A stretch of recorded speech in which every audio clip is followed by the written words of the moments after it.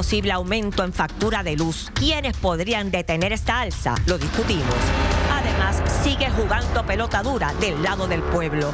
Conozca la desesperación de los que viven a oscuras desde hace casi un mes. Entérese aquí, en Jugando Pelota Dura.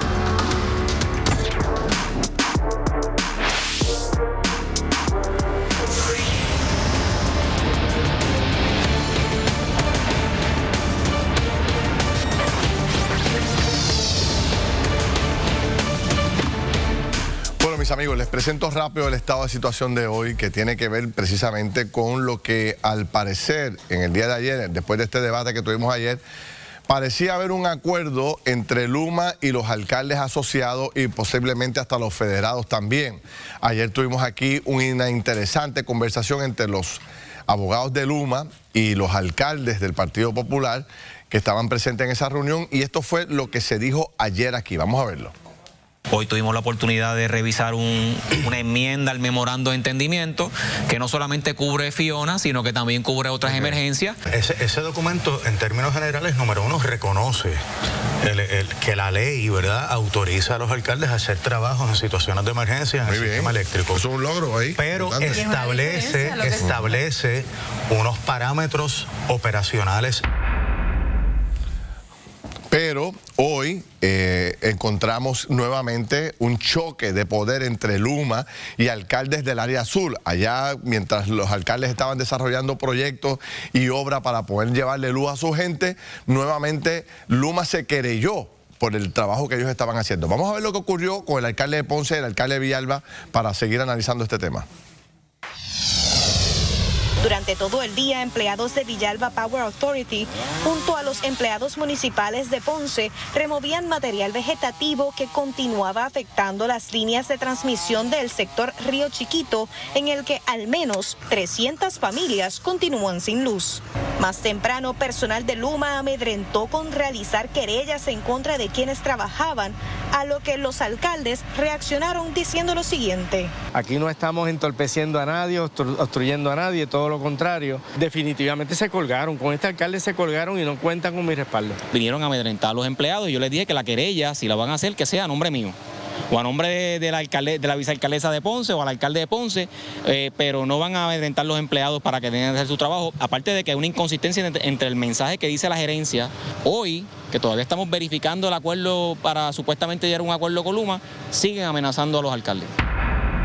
Fíjense que eso era exactamente lo que íbamos a dejar atrás. Lo que venía nuevo era un nuevo acuerdo entre ambas partes para poder trabajar juntos. Sin embargo, hoy en la tarde, miren la información que nos acaba de llegar. La Asociación de Alcaldes notifica a través de su presidente que no se va a firmar ningún acuerdo de colaboración con Luma. O sea, todo lo que se discutió ayer, la esperanza que había de que se pudiera trabajar a favor del país, quedó atrás porque no hay una posición uniforme de los alcaldes con Luma. Mientras esto ocurre, hoy nosotros seguimos en la calle del lado del pueblo. Margarita llegó hasta Cabo Rojo y fíjense cómo la gente sigue sufriendo, la angustia que están pasando por no tener el servicio eléctrico. Vamos a ver la historia. Para llegar a casa de don Facundo, caminamos por un puente improvisado con pedazos de lata. Apenas puede creer que lleve casi un mes sin luz. Esto no ocurrió en María. ¿Quién le parece a usted que falla aquí? Bueno, para mí es Luma. Sí. Para mí es Luma, porque quizás Luma no tiene el personal como tenía antes la energía eléctrica, ¿sabes? Recorrimos las parcelas de Sabana Alta en Cabo Rojo. Poco más de 3 semanas después del huracán Fiona, vimos el sector golpeado por postes derribados. Allí lo que vive es la desesperanza. Yo venía por el camino diciendo que yo me iba a cortar las venas. Venía para decírselo a los vecinos, vamos a cortar unas venas todos. Mire, la nevera no podemos tener. El freezer tampoco. ¿Quién falla aquí? Luma. Y llegó el alcalde. Esta señora dice que ella piensa en cortarse las venas. ¿Usted como alcalde? La puedo comprender porque mi mamá me dijo anoche que se quería acostar a dormir y no abrir más los ojos. Ay, y lo puedo comprender en carne propia. Nosotros los alcaldes pues tenemos la presión porque por costumbre pues la gente le gustaría que hiciera todo. Ajá. Y estamos haciendo el esfuerzo. Los esfuerzos de Luma, reclamamos brigada. Lo peor es que esta comunidad ha perdido la confianza.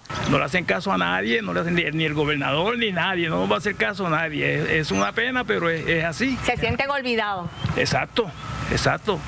Abandonado completamente.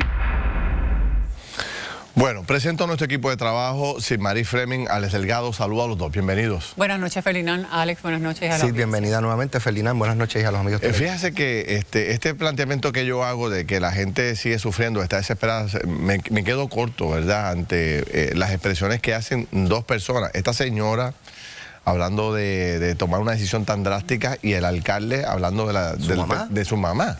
Y de verdad que uno se queda sin palabras para poder expresar la frustración y el coraje que uno tiene que estas personas todavía estén en este momento sin energía eléctrica.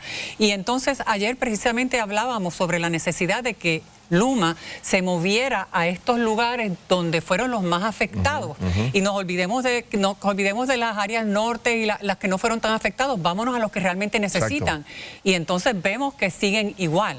Yo creo que ayer fue una gran noticia para el país el que hubiese la posibilidad de firmar un acuerdo, o sea, que pudiéramos trabajar juntos por Puerto Rico y que se haya hecho sal y agua a esa posibilidad. No es bueno para el país. Mientras la ciudadanía está pasando esas cosas que estamos escuchando, vemos lo que parece ser un doble discurso de Luma, porque mientras la gerencia dice una cosa, en el filo ocurren otras cosas, es lo que está planteando el alcalde de Villalba. O sea, por un lado dicen que vamos a llegar a un acuerdo y por el otro lado entonces amenazan con querella a los alcaldes.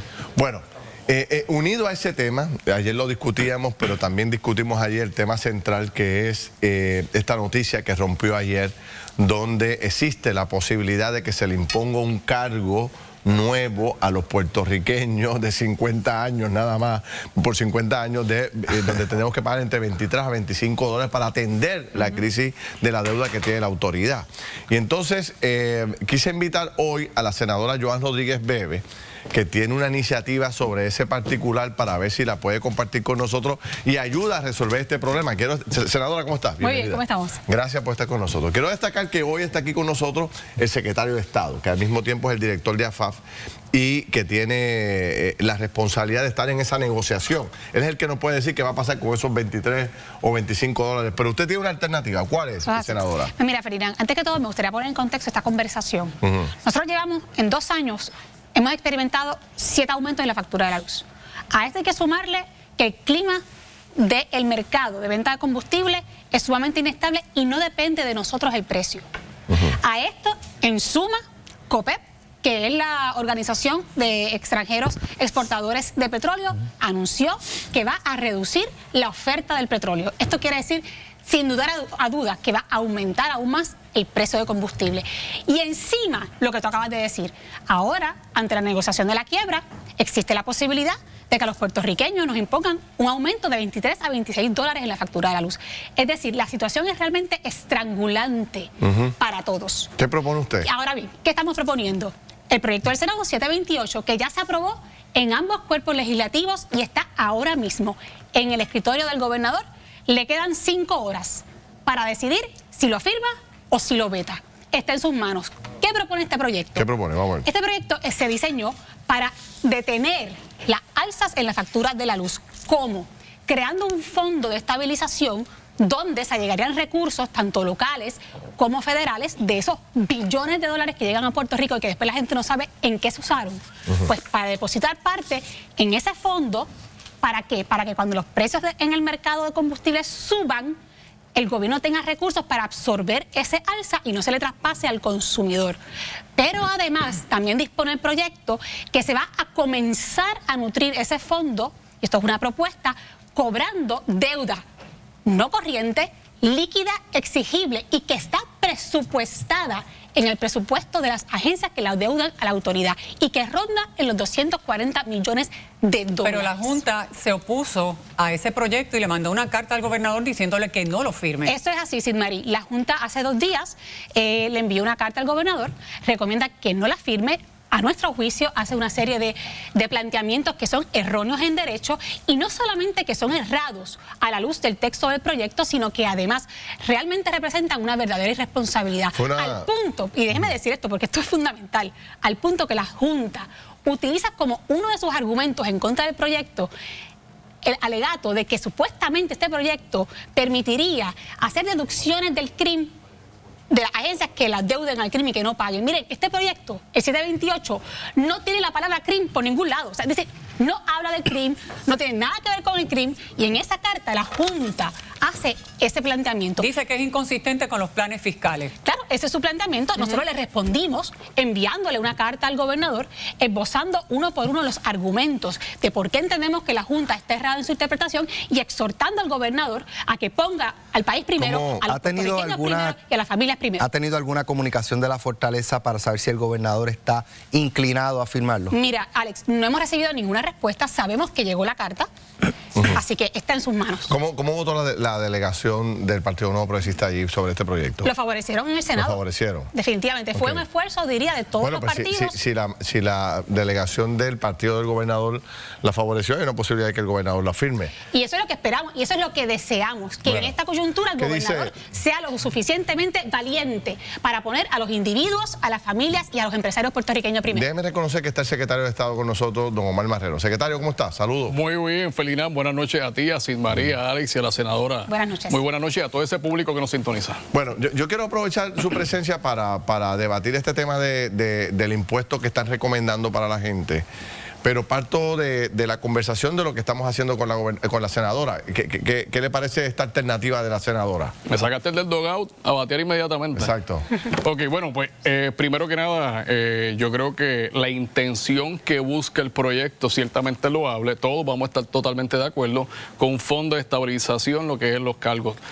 Todos quisiéramos que la tarifa no subiera. En las 7 ocasiones donde ha subido la tarifa ha sido porque nosotros todavía generamos 2/3 partes y un poco más de nuestros combustibles a través de combustibles fósiles. Así que estamos, como muy bien dice la senadora, estamos básicamente expuestos a los vaivenes diarios del mercado global de combustible. Así que es un asunto. Ahora bien, más allá de la intención loable, más allá en lo que todos podemos estar de acuerdo, yo creo que las objeciones de la Junta que Sid María estaba mencionando, yo me voy a una particularmente porque como abogado, al final del día tenemos que presentar propuestas que sean jurídicamente viables. Así que en ese sentido, este proyecto, una preocupación que nosotros tenemos es precisamente con el código de quiebra.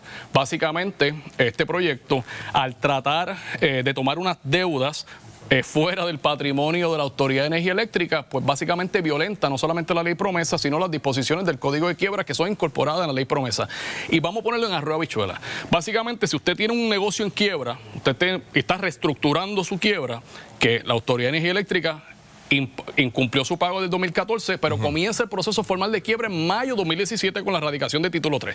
Así que desde entonces está un proceso de quiebra. Cuando usted está en un negocio de quiebra, usted no puede, a través de la cocina, sacar activos o sacar reclamaciones que le pertenecen a ese patrimonio. De lo contrario, sería básicamente un fraude. Usted está prácticamente anticipando que el gobernador no le va a dar paso. Nuestras preocupaciones, ¿verdad? Esa no es mi prerrogativa, Alex. Yo no soy el gobernador de Puerto Rico. Todavía le queda una hora para... ¿El gobernador le pidió consejo? Ciertamente a mí, como a otros compañeros. ¿Y qué usted les recomendó? Nosotros recomendamos que se consiga.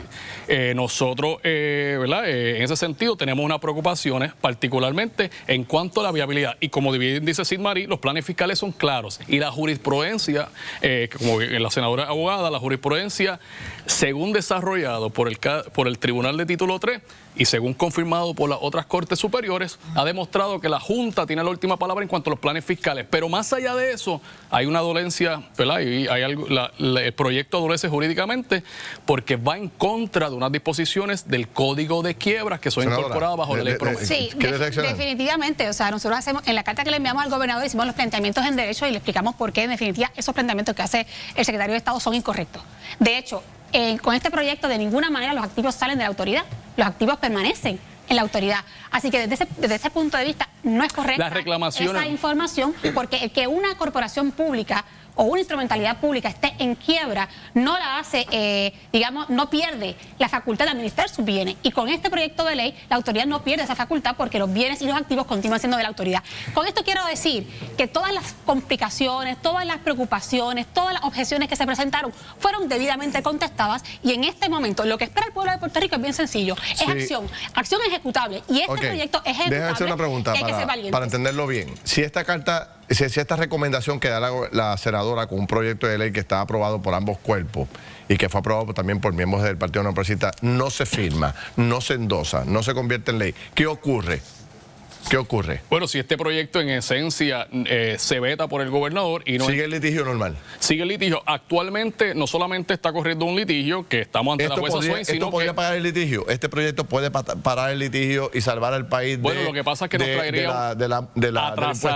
atrasaría el proceso de reestructuración de la Autoridad de Energía Eléctrica, precisamente porque se tendría que atender esta controversia. Ahora, de momento, Ferdinand, más allá de reestructurar la quiebra, entonces tenemos que atender un proyecto de ley que claramente tiene unas disposiciones que choca no solamente los planes fiscales, sino con la ley promesa y las disposiciones del Código de Quiebra. Así que creo que el mensaje no es que estamos totalmente de acuerdo, pero tenemos que ser responsables y ser honestos desde el punto de vista intelectual y reconocer que hay unas disposiciones legales que lamentablemente... El proceso de quiebra continúa. Aquí se trata de una deuda sobre la que no hay ningún acuerdo en ningún plan fiscal y que literalmente han botado a la basura. Es dinero que ni siquiera se está reclamando. Y lo que estamos diciendo es... Discrepamos de esa aseveración, senadora, respetuosamente. Sí, lo podemos, de verdad, podemos diferir, pero sobre esa deuda específicamente estamos hablando de una deuda sobre la que no hay ningún acuerdo de pago, que es exigible, esa deuda que es parte, que no es corriente y que obviamente estamos proponiendo una manera de empezar a nutrir ese fondo. Ahora bien, usted pregunta, Ferdinand, ¿qué va a pasar? Esa deuda es parte del caudal. ¿Qué va a pasar si lo veta? Pues iremos sobre el veto del gobernador y que cada legislador en un ejercicio de conciencia le responda al pueblo de Puerto Rico.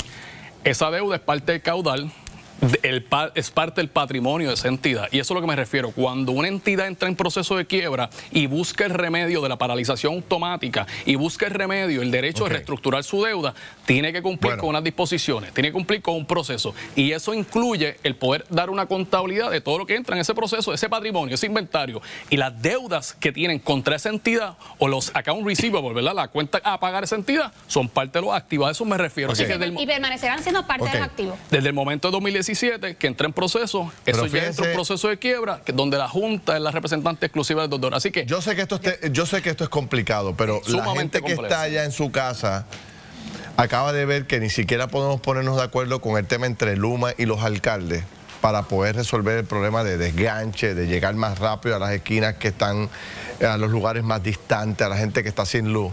Y ahora con este tema que tiene la gente, pero preocupadísima, los 25 o 23 dólares que le van a imponer a la gente por los próximos 50 años. Pero Ferdinand, eso no está, ¿verdad? Eso no está sobre la mesa y quería poder discutir ese tema, ¿verdad? Porque son propuestas que fueron rechazadas y que no están sobre la mesa. Por eso, pues cuando regrese la pausa, me dice cómo vamos a salvar el país de esos 23 dólares. Aquí ya en la casa. ¿Quién está aquí ya, Yailin? Adelante, preséntame a los invitados que nos siguen. Ferdinand y amigos televidentes, llegó el momento también de nuestra encuesta, claro, y queremos saber su opinión. ¿Debe el gobierno defender al pueblo ante un posible aumento a la factura como quiere imponer la Junta de Control Fiscal? Las opciones en pantalla, sí o no. Escanea el QR Code que aparece en pantalla precisamente o búsquenos en nuestras redes sociales, nos consigues como Jugando Pelota Dura. Pero más adelante hablamos sobre este y otros temas que han generado muchísima controversia junto al presidente de la Cámara de Representantes, Rafael Tatito Hernández, y el senador Tomás Rivera Chats. Con eso venimos, esto es Jugando Pelota Dura. Wow, demasiado, más aumento todavía. Las cosas están malas y siguen por ahí para abajo. Pues que nosotros no tenemos la culpa de la deuda que hayan hecho ellos. Y lo que estamos sufriendo somos los más pobres. La supervisión fiscal ha hecho de este país lo que ha querido. Así que no estamos de acuerdo con eso. Si nosotros tenemos que pagar las nuestras, ellos que paguen las de ellos, pero que no nos la cobren a nosotros, imagínate, eso es totalmente injusto y totalmente inaceptable. Estoy de acuerdo, pues siento que es injusto. No sé cómo el pueblo soporta tanto abuso. Yo creo que es injusto para nosotros como ciudadanos que estamos trabajando y trabajando día a día para poder mantenernos y el gobierno sigue allá lo más tranquilo. Que la pongan un poco más suave. No sé si tú me entiendes, en vez de 23 que la pongan más años, que den más oportunidad a las personas que tienen poco ingreso. Que la pague quien la cogió. Así que no. Fíjense que el pueblo habla de forma contundente. Cada vez que nos tiramos a la calle con una cámara y le ponemos el micrófono a la gente es sabia y rápido dispara y da lo que siente. ¿Ustedes tienen claro eso, secretario de Estado? Pues bueno, la posición de la gente sobre este tema en particular del impuesto. Definitivamente fue felina, y por eso el mismo gobernador en abril pasado nosotros rechazamos el acuerdo que se tenía sobre la mesa. Era el tercer acuerdo que se tenía sobre la mesa. Recuerda que aquí se viene hablando del tema de la reestructuración de la deuda de la Autoridad de Energía Eléctrica desde el 2014, un tema sumamente complejo, no solamente por su naturaleza, pero también por la clase de acreedores que incluye. Son varios acreedores, no solamente son unos acreedores, así que en ese sentido es un tema que estamos totalmente conscientes. Ninguno quisiera un aumento, nadie quiere un aumento en la tarifa. No obstante, sabemos que luego de este proceso de 8 años de moratoria, algo se tiene que pagar, pero ese algo tiene que ser razonable, tiene que ser sostenible, y no puede obviamente atentar contra ¿Qué es razonable y sostenible? Excelente pregunta. Para eso se tienen que resolver dos controversias legales que están ante la consideración del tribunal. Primero, si los acreedores de la Autoridad de Energía Eléctrica tienen prioridad, tienen preferencia, ¿son un acreedor garantizado? Sí o no. Eso va a determinar cuánto es razonable. Y segundo, si las reclamaciones que tienen ellos, básicamente si la deuda que se tiene es válida más allá de lo que se tiene. O sea que si ellos lo demuestran, 23 o 26 dólares podría ser razonable para el gobierno, si se dieran esas condiciones. Bueno, en esta circunstancia, eso fue lo que se tenía básicamente en el tapete en el 2019. Pero que número, nos rechazamos en el pasado. Es un número razonable, 10 dólares, 5. Alex, sería irresponsable de mi parte, porque ahora mismo son 9.000 millones de dólares que se tienen en deuda, más 4.000 millones de dólares del plan de pensión. Pero ¿en qué momento se considera si la gente puede o no puede pagarlo? Hay gente que no lo pueden pagar. Y tienes toda la razón, por eso se crean tablas de subsidio, por eso hay personas donde si no tienen los medios se subsidia, y por eso se toma en consideración. Ahora bien, pero más allá, no podemos verlo, pero no podemos únicamente verlo los residenciales. Sabemos el impacto que tiene nuestro sector comercial, sabemos el impacto que puede tener nuestro sector industrial, que representa casi 50% del Producto Interno Bruto. Así que en ese sentido estamos totalmente conscientes, y nadie quiere un aumento, pero reconocemos que luego del proceso de reestructuración de quiebra, algo se tiene que pagar. Lo que no se puede permitir. ¿Sabían esto? ¿Desde cuándo? ¿Desde cuándo se sabía qué? Que entre la Junta y los acreedores se estaban negociando esos 23 dólares. Esos 23 bueno, dólares. Ferdinand, siempre esto es un proceso confidencial, lo primero que se Por eso, porque nosotros nos enteramos ayer. Claro, porque se termina la mediación. Qué bueno que me señalas eso. Este proceso de mediación se comparten y se intercambian ofertas como parte de la Junta y los acreedores. Esas propuestas nunca fueron aceptadas y siempre fueron rechazadas, precisamente porque no eran razonables. Cuando el proceso de mediación termina, que es en septiembre, ahí es que los jueces de mediación dan la orden que se haga pública esa oferta. ¿Por qué esa oferta no se hacen pública anteriormente? Porque es un proceso confidencial. ¿Por qué? Porque no se puede, los inversionistas no pueden vender y comprar a base de información que no es pública. Así que hay unas restricciones del proceso confidencial. Se termina en septiembre, se hacen pública esa documentación. Sí, pero está bien, perfecto, todo eso yo lo entiendo. Pero fíjese que esto se enteró el país por una conversación con uno de los abogados que participa en otro proceso. Ustedes no le dijeron nada a Puerto Rico. Bueno, perdóname. Y el proceso terminó y nadie se enteró. Bueno, pues, nos enteramos todos por Rolando Emanueli, que estuvo en una comisión de radio. Bueno, el licenciado Emanueli tiene unos intereses particulares con un cliente. Pero vamos, lo que pasa es que dijo equivocadamente que se iba a imponer. Dijo equivocadamente que se iba a imponer. Y aquí hay que ser responsable, Ferdinand. Y cuando me hicieron la invitación, vine con la condición de poder explicar estos temas sumamente complejos. Cuando se termina la mediación, el gobernador dijo claramente que vamos al litigio. ¿Por qué? Porque sea algo que se vaya a pagar al final del proceso, tiene que ser razonable, tiene que ser sostenible, tomando en consideración que aquí no todo el mundo puede pagar la luz. Ellos plantean que 23 es razonable. No era razonable lo que estaban pidiendo los bonistas. No era razonable el 70% de recuperación que estaban pidiendo los bonistas. No era razonable los 2.6 centavos que se equivalen a 23 dólares. No son razonables, pero para lograr eso, Ferdinand, porque hay que ser responsable. Pero Ferdinand, déjame terminar, porque es que el proceso complejo, entonces si me interrumpe, no se puede explicar. Es que estamos conversando. Pues en el proceso de reestructuración se tiene que probar en una corte. No es determinando cuánto por ciento es. Así que hay dos controversias importantes que ya la jueza acogió. Un momentito, le voy a dar tiempo para que continúe. Pero lo que quiero llegar es, para tenerlo claro, 23, el gobierno se opuso.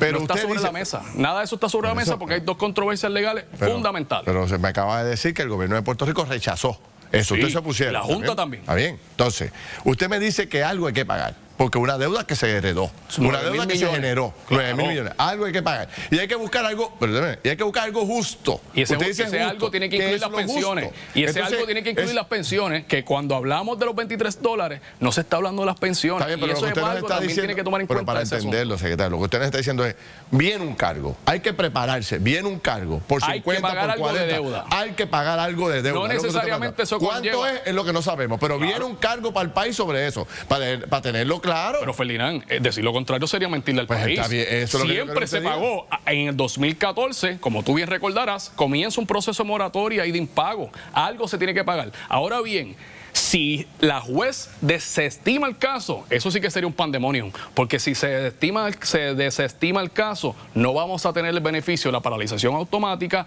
y tampoco vamos a tener la oportunidad de reestructurar nuestra deuda. ¿Qué significa eso? Que tendríamos que pagar. La tiene que pagar el pueblo, no hay forma. No hay forma de conseguir dinero por algún lado, no hay forma. El país es el que la tiene que pagar, el bolsillo de la gente. Si no se logra reestructurar la deuda para bajarla, es como un proceso de modificación de deuda. Tú tienes una hipoteca de $50,000, vas al proceso de quiebra para reestructurarla o modificación de deuda con el banco. Si no se modifica, tienes que pagar el 100%. Nosotros queremos modificar la deuda. Queremos bajar los 9.000 millones que se heredaron. Y usted le puede garantizar, porque es impagable. Usted le puede garantizar al país de que no hay forma de pagar esto a menos que no sea metiéndole la mano al bolsillo de la gente. No hay forma. Bueno, en el caso de la Autoridad de Energía Eléctrica, como tú bien sabes, es una autoridad que sus ingresos vienen de la tarifa. Los ingresos de la Autoridad de Energía Eléctrica no vienen de otra manera que no sea de la tarifa. Por eso hemos sostenido desde el principio que se tiene que reducir. ¿Y eso va a ser cuándo, secretario? Más o menos. En ese proceso, comienza el proceso de quiebra, comienza ahora, ¿verdad? Como parte, se está corriendo paralelo a lo que es el litigio. La jueza ha puesto un itinerario bien agresivo para que en o antes de junio se acabe. Pero yo creo que es bien importante, ¿verdad? Que no pengamos de perspectiva que es un proceso complejo que desde el 2014 ha comenzado. Hemos trabajado en distintos acuerdos, pero lamentablemente no se ha podido llegar a un acuerdo con los acreedores y por eso vamos al litigio, porque lo que se decida tiene que ser razonable y sostenible. Y eso es bien importante, tiene que ser razonable y lo que se ha contemplado en el pasado no ha sido razonable y por eso no estamos aceptando. Bueno, ¿qué opina Tomás Rivera Chat y Tatito Hernández, presidente de la Cámara? Con ellos venimos rápido a discutir este tema, a ver si hay alguna posible otra alternativa. Gracias, secretario. Gracias por la oportunidad. Voy con Yailin. Adelante, Yailin. Ferdinand, además, el proyecto que buscaba aumentar de forma escalonada el salario de los servidores públicos y que fue vetado por el gobernador bajó a votación hoy en la Cámara. ¿Qué fue lo que pasó? Eso lo discutimos en breve con Tomás Rivera Chat y el presidente Rafael Tatito Hernández. Ahora paso contigo, Ferdinand.